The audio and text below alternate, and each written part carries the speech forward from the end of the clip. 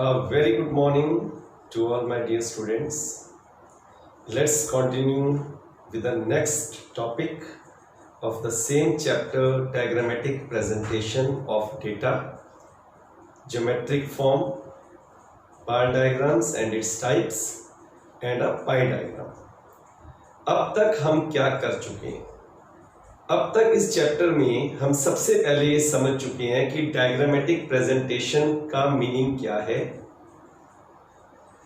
Diagrammatic presentation में बार diagram क्या है और बार डायग्राम के कितने टाइप्स हैं। इसके अलावा हमने डायग्रामेटिक प्रेजेंटेशन के टाइप्स को भी पढ़ा। पहला ज्योमेट्रिक फॉर्म जो कि हमारा प्रेजेंट चैप्टर है, जिसमें हम बार डायग्राम्स के 5 टाइप और पाई डायग्राम पढ़ेंगे।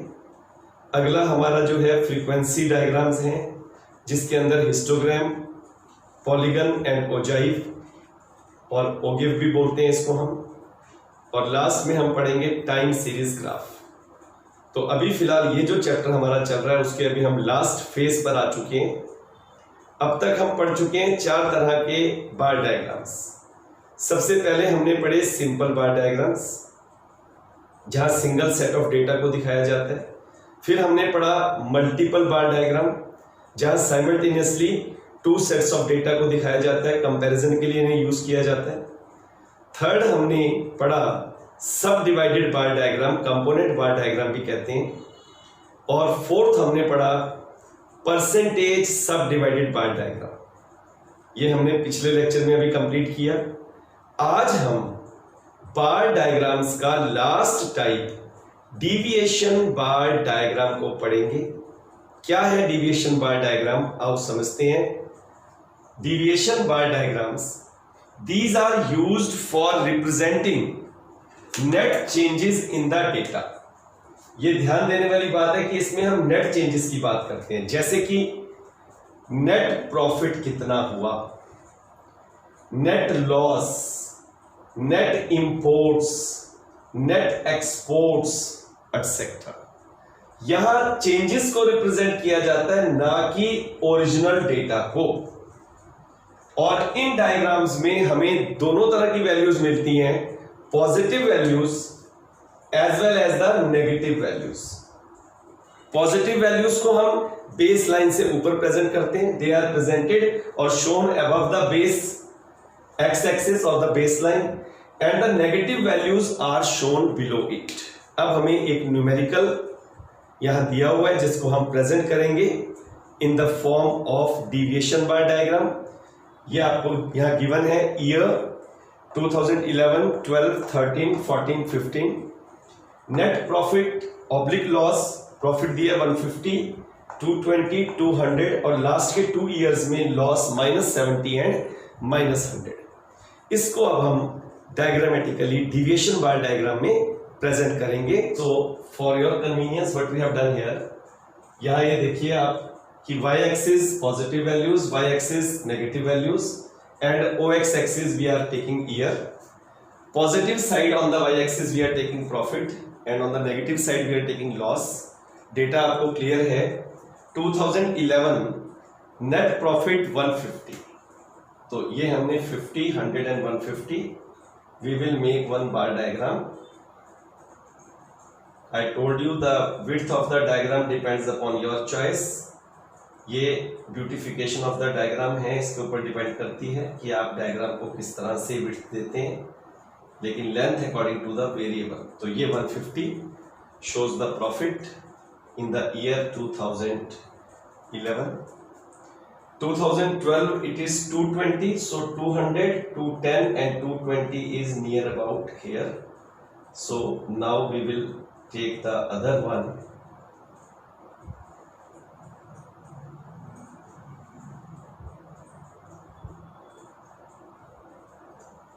और ये हमारा 220 profit. Third is 200, it is around here, so we will present it like this in the year 2013।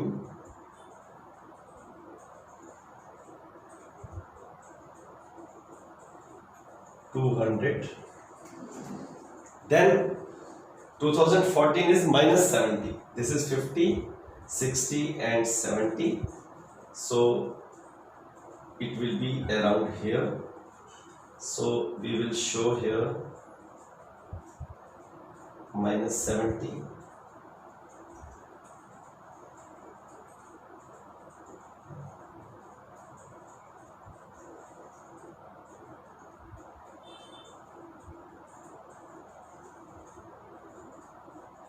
This is showing the value minus 70. And the last in 2015 it is minus 100. So it will be around here. So again we will take a same gap here.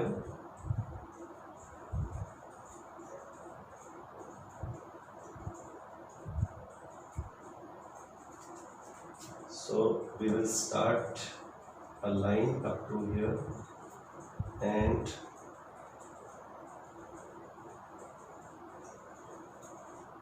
it shows here up to minus 100. Now you see here, ये जो आपके सामने diagram है इसमें deviation है, उतार चढ़ाव, profit on the above the base line x axis, loss below the base line, यही हमने इसमें पढ़ा था। तो ये हमारा पांचवा fifth type of the bar diagram हमने कंप्लीट कर लिया, डिविएशन बार डायग्राम, जो कि नेट वैल्यूज, नेट प्रॉफिट और लॉस को शो कर रहे हैं, और ये हमने इसको शो कर दिया। यहां हम ऐसा भी कर सकते हैं, यहां भी हम शेडिंग कर सकते हैं। प्रॉफिट्स के लिए हम जो है रेड डॉट शो कर देते हैं,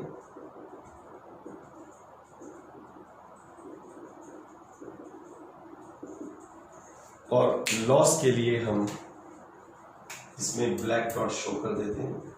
इंडेक्स भी हम बना सकते हैं, वैसे तो ये क्लियरली शो हो रहा है, but still we can make one index like this.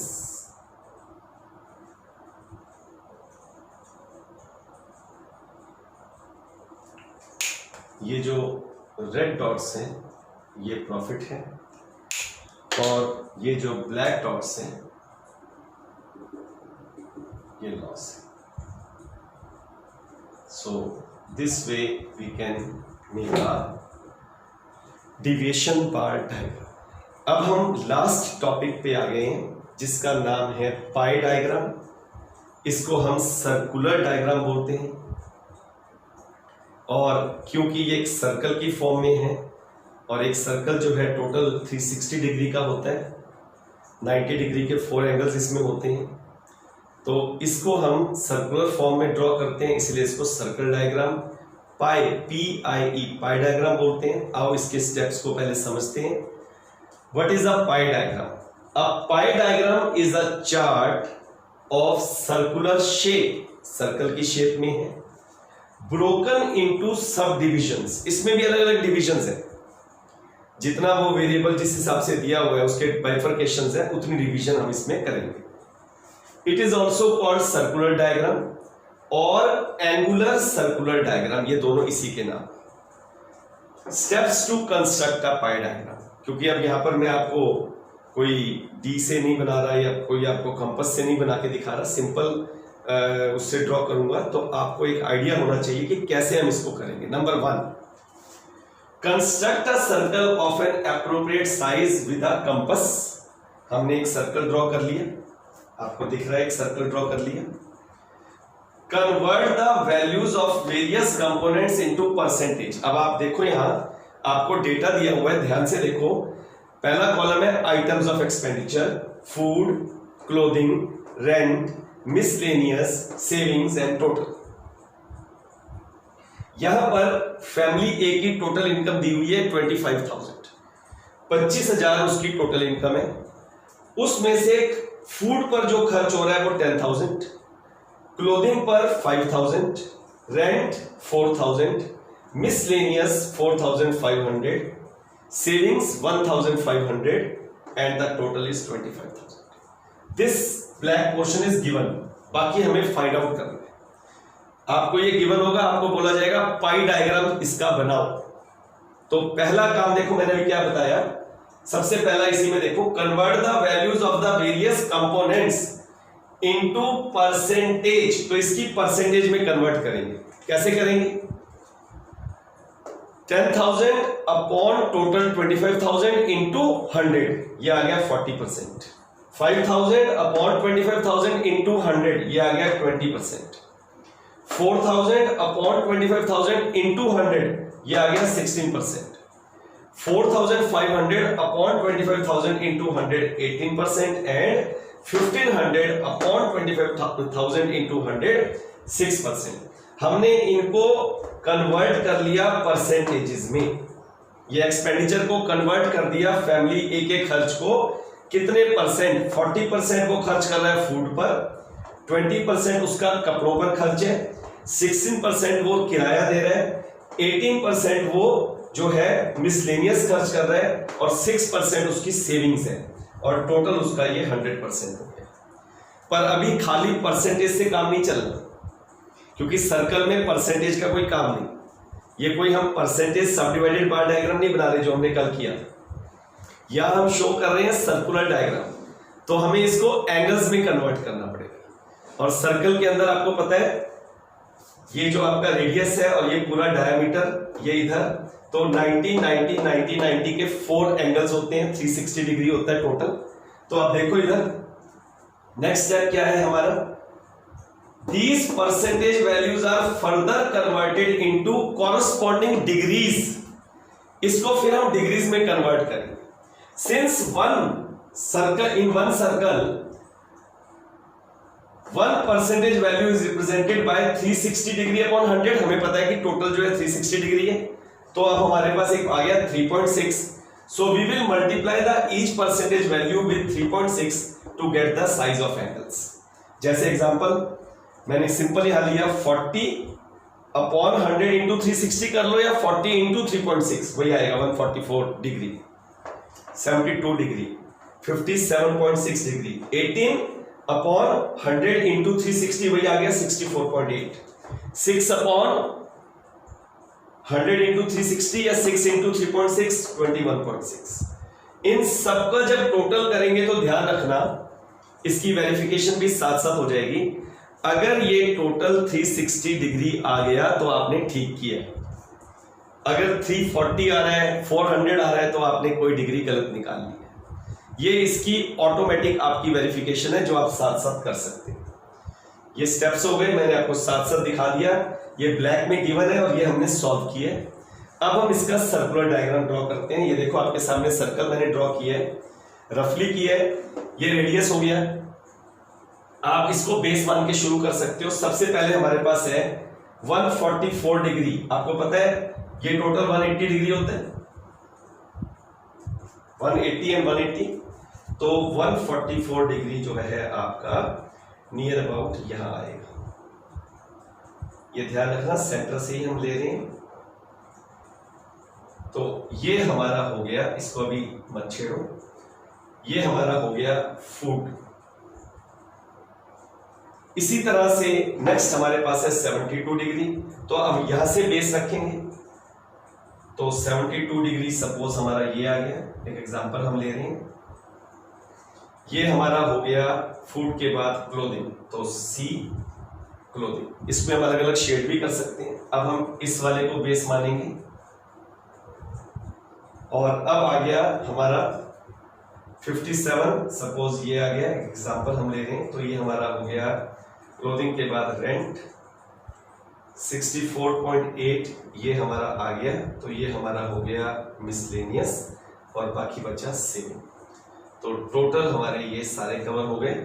हम इसमें अलग अलग शेडिंग यूज कर सकते हैं, जैसे हम यहाँ पर एक इंडेक्स बना देंगे। फूड के लिए हमने डॉट्स दिखा दिए, क्लोथिंग के लिए हमने वर्टिकल लाइंस दिखा दी, रेंट के लिए हमने ब्रोकन लाइंस दिखाई, मिसलेनियस को हमने ट्रायंगुलर फिगर में शो कर दिया और इसको हमने ब्लैंक छोड़ दिया। ये जो आपका है सेविंग्स। तो ऐसे ही हम यहाँ पर सेम शेडिंग कर सकते हैं।